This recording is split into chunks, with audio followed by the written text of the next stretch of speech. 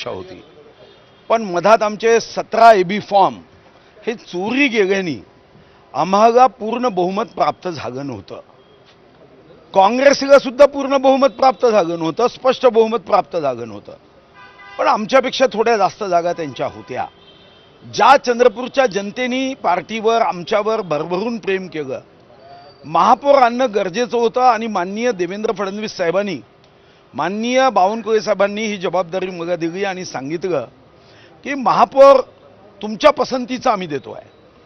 तुम्ही ज्यांचं नाव सांगाल त्या नावावर प्रदेशाचे अध्यक्ष रवींद्र चव्हाण साहेब तुम्हाला पत्र देतील, पण निवडून आणण्यासाठी मात्र तुम्हाला पूर्ण शक्तीपणाला लावावी लागेल.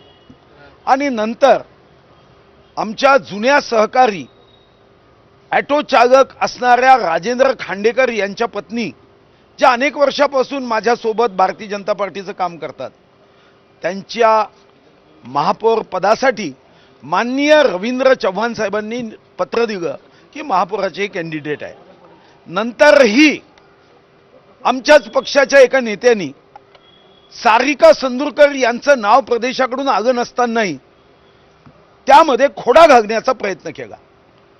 प्रश्न उपस्थित झाला होता, वातावरण संशयास्पद झालं की भारतीय जनता पार्टीमध्ये प्रदेश अध्यक्षांनी दिलेल्या नाव्याव्यतिरिक्त दुसऱ्या एका नगरसेविका उमेदवाराचं आवेदनपत्र भरलं गेलं. अनेक शंकास्पद वातावरणाने आम्हाला थोडी चिंता होती. पण त्यानंतर सारी 2 दिवस 3 दिवस या संदर्भामध्ये इतर नगरसेवक, अपक्ष नगरसेवक, उभाटाचे नेते संदीप गिरे, प्रशांत दानव, श्री नंदू नागरकरजी यांच्याशी सातत्याने या संदर्भातील चर्चा होती आणि चर्चेचा सूर होता की आपल्या सर्वांना चंद्रपूरचं देणं लागतं. चंद्रपूरच्या विकासाला जर भारतीय जनता पार्टीचा महापौर नसेल तर केंद्रातला राज्यातला निधी आणण्यामध्ये अनंत अनंत अडचणी येतात. आपलं शहर महाराष्ट्राच्या शेवटच्या टोकावर आहे आणि शेवटच्या टोकावर असणारी या शहराचं महत्त्व आहे. महाराष्ट्राचं वर्णन चांद्यापासून बांद्यापर्यंत केलं जातं. चांद्याविना महाराष्ट्रामध्ये आपण कधीही कल्पना करू शकत नाही आणि म्हणून इथं आपला महापौर उपमहापौर असणं गरजेचं आहे. आणि त्या दृष्टीने मग त्यांनीही सकारात्मक सहभाग दिला. लाख बुरा चाहे तो क्या होता है असंच आपण अनुभवलं. काही लोकांना वाटत होतं की भाजपचा महापौर होऊ नये, पण जनतेच्या विकासासाठी हा मला वाटतं की आम्हाला इतर पक्षीय नेत्यांनी सहकार्य केलं, महापौर उपमहापौर झाला आणि त्या नेत्यांना सुद्धा आम्ही विश्वास दिला की आम्ही विकासासाठी कुठेही कमी पडणार नाही, पूर्ण शक्तीने विकास करू. मुख्यमंत्री देवेंद्र फडणवीस आणि उद्धव ठाकरे यांची चर्चा झाल्याची माहिती या संदर्भात होती, काय सांगणार? नाही, मला याची काहीही माहिती नाही, कारण देवेंद्रजींनी अशी चर्चा झाल्याचं कधीही सांगितलं नाही आणि देवेंद्रजी उद्धव साहेबांशी बोलतात असं कधीही मला सांगण्यात आलेलं नाही. आता भाजपचा महापौर झालेला आहे, ते गुड उघडून टाका, तिथे एबी फॉर्म कोणी चोरले होते? नाही, ते तर पक्ष आता त्याची चौकशी करताय. पक्षाच्या चौकशीनंतर 2 गोष्टीची चौकशी होणं गरजेचं आहे. ज्या कोअर कमिटीमध्ये या बैठकीमध्ये हे विषय होतील, एक तर या संदर्भातले एबी फॉर्म 3-3, 4-4 देणं, काही प्रभागामध्ये 3-3, 4-4 एबी फॉर्म दिले गेले आणि एबी फॉर्मची ज्या पद्धतीने या ठिकाणी बदल झाले, पक्षाच्या बैठकीमध्ये निश्चितपणे याची चौकशी होईल. आणि दुसऱ्या एका विषयाची चौकशी होईल की माननीय प्रदेश अध्यक्ष रवी चव्हाणांनी माननीय देवेंद्रजीच्या अनुमतीने, बावनकुळे साहेबांच्या अनुमतीने संगीताताई खांडेकर यांचं नाव लेखी पत्र दिल्यावर पक्षामध्ये हे अनुशासन कधीही असू शकत नाही की एका आमच्याच पक्षाच्या नेत्यांनी सारिकाताई संदूरकर यांना भरीस घातलं. म्हणजे उद्या त्यांनी पक्षाचं अनुशासन हीनता करायची आणि कारण काय द्यायचं, तर पक्षाने दिलेल्या उमेदवाराचा अर्ज बाद झाला तर काय, मग तोच नियम त्यांच्या गटाचे उपमहापौर होते, त्यांचं नाव आलं तर तो नियम तिथेही लागायला पाहिजे होता, मग तिथेही दुसरा फॉर्म भरायला पाहिजे होता, पण असं झालं नाही. किशोर जोरस्वारांकडे तुमचा अंगुली निर्देश किशोर जोरगेवारांकडे आहे का? ऐसा है, समझने वाले को इशारा काफी है, जनता समझ गई और पत्रकार नहीं समझे तो यार कैसा होगा. हो, हे सगळं सगळं ऑपरेशन तुम्ही घडून आणलं त्याची माहिती महाराष्ट्राचे मुख्यमंत्री देवेंद्र फडणवीस यांना तुम्ही दिली होती का?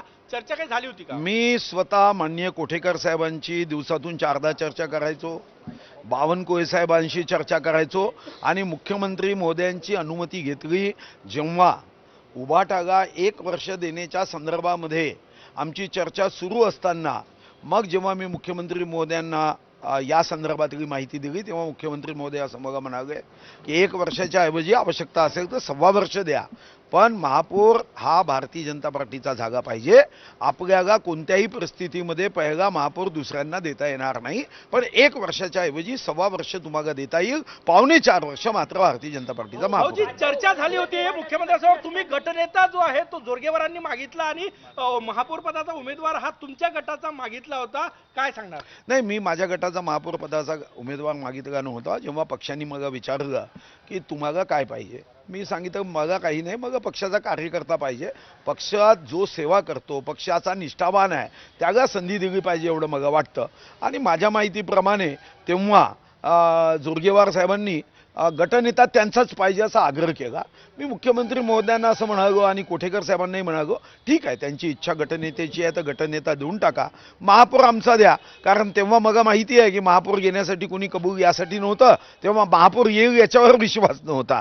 आणि जेव्हा आता महापौर झाला तेव्हा मात्र त्यांच्या लक्षात आलं की काहीही होऊ शकतं. भाऊ, चंद्रपूर पॅटर्न हा आता संपूर्ण राज्यात राबवला जाईल का? महाराष्ट्राला या घटनेने नवीन राजकीय दिशा मिळेल असं म्हणता येईल का?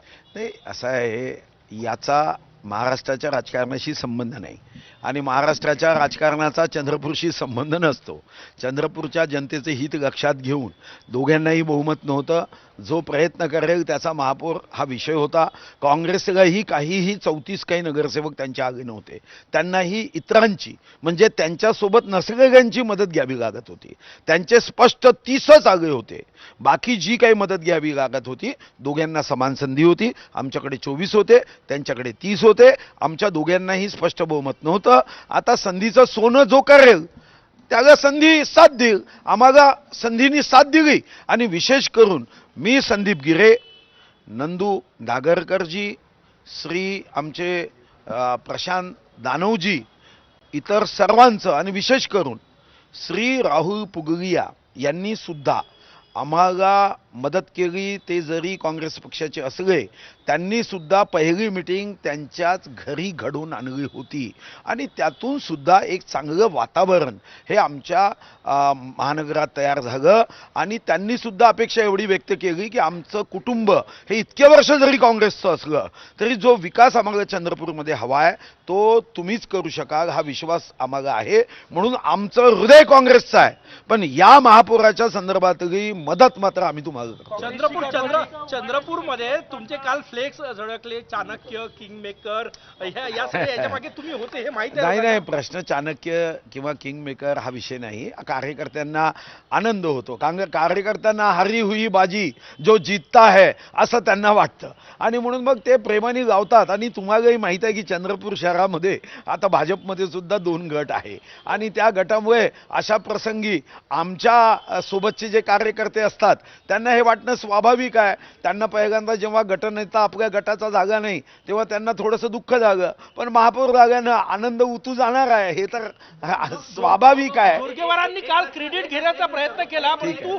सूत्र जे आहे ते तुम्ही हलवत होते. नाही, ठीक आहे, त्याचा काय नाही. ॲग्रीमेंट कोणासोबत जागा, करार कोणासोबत जागा, स्टॅम्प पेपरवर करार आहे असं कोणीही काही ॲग्रीमेंट घेत का? ॲग्रीमेंट कोणी केलं हे माहीत असताना असं श्रेय घेण्याचा हास्यास्पद प्रयत्न कोणी केल्याने त्याचा फायदा होत नाही.